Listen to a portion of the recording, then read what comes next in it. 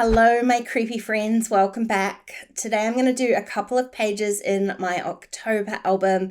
This first page here is actually the back of my ombre paper page that I put in behind my clear title page. I was very specific when I made that ombre page that I kept the back pretty clean as it was, so I could use it as a really simple page base, and that's exactly what I'm doing today. I've got this really cute paper with all these little spooky houses and characters on it. I cannot remember which collection it's from. It's older, it's in my stash. Maybe someone will know. And then I'm going to add just a very simple selfie photo on top of that. So already on the page, you can see the stitching and the spiderweb trim from the front of that page or the back of this page. And so I don't have a whole lot to do in there. I'm going to add a little bit of kind of this netting, gauzy kind of material. It's like orange, it's got splatters on it. My friend Belinda sent me a whole bunch to choose from. I picked the orange one. Just thought it added a nice pop of color on this page. And I'm going to embellish it really simply. I've got this stamp set from Paper Tray Ink. They really are more kind of like card sentiments, but I loved this one that says, "You're my favorite ghoul." So my little photo of me and Willow there, I thought it worked really nicely.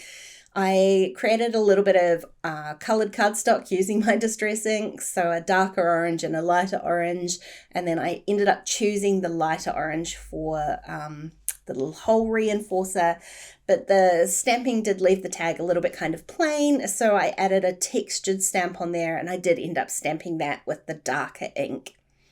Now, I had no idea how I was going to attach this because that netting is quite lumpy with the kind of splatters on there. I'm not sure what it is that is splattered, but they're thick. So in the end, I thought I would try my hot glue gun, applying the glue onto the back of the photo and then just sort of sandwiching the netting onto the page.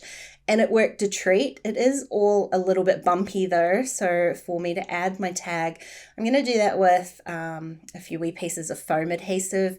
It gives it a little bit of dimension because I'm not really doing any other embellishments on this page, but it also sort of hides the bumpiness of that photo. It just helps it attach a little bit smoother.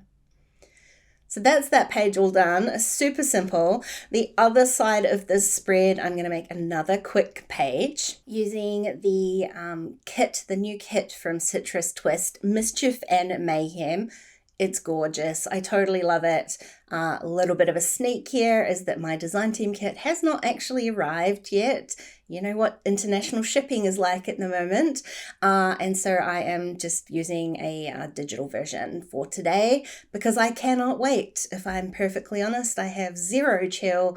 And so I'm very lucky to be able to have access to the digital files. So I can show you a little sneak of this kit before it actually arrives on my desktop. I have printed out a few papers and trimmed them to the 5 inches by 8¼ inches for my Life Crafted album, and I couldn't decide which papers to use, so I've used 2. I just trimmed one down and then used a border punch to give it a bit of a rough edge, and I've stitched that on top of this fabulous kind of orange gingham page. I'm going to do a little photo of my October reading list. I am doing a reading challenge in October because honestly, I've been really slack with reading this year. I'm not a super quick reader. I don't spend a whole lot of time reading, but I do really enjoy it when I do actually sit down to do it. So because I had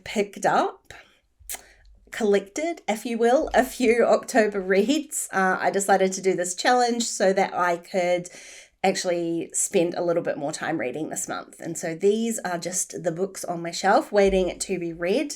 I'm going to use a bunch of little embellishment die cut pieces here and just create this kind of vertical column with my photo and a few ephemera pieces next to my stamped title. So you saw me, I did try to plan out the stamping so that it was nice and kind of even down the side of my page.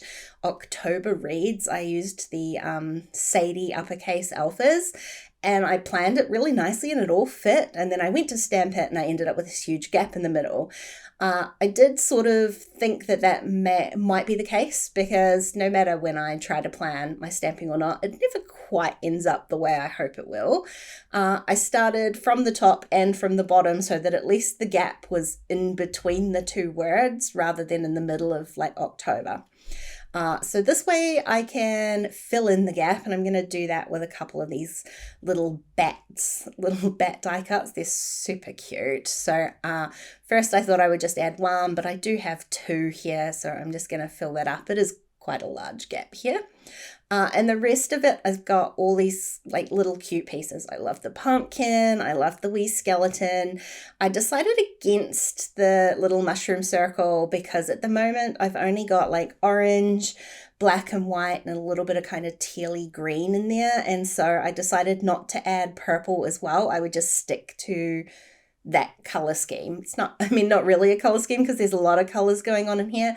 There is purple in my photos, but I decided to peel it back a little bit and I quite like it. Now I did go into my stash because I felt like there were a few things on here, but not kind of enough to look full. And I knew that I had these enamel dots, these citrus twist enamel dots. You can see I've got more than one sheet of them because they're my fave.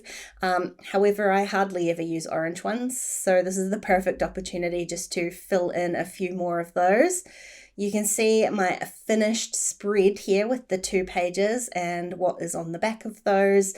I've got a little reading challenge printable that I made myself and some more of the citrus twist kit on the back of there. So all of my kind of October reading themed pages are all together.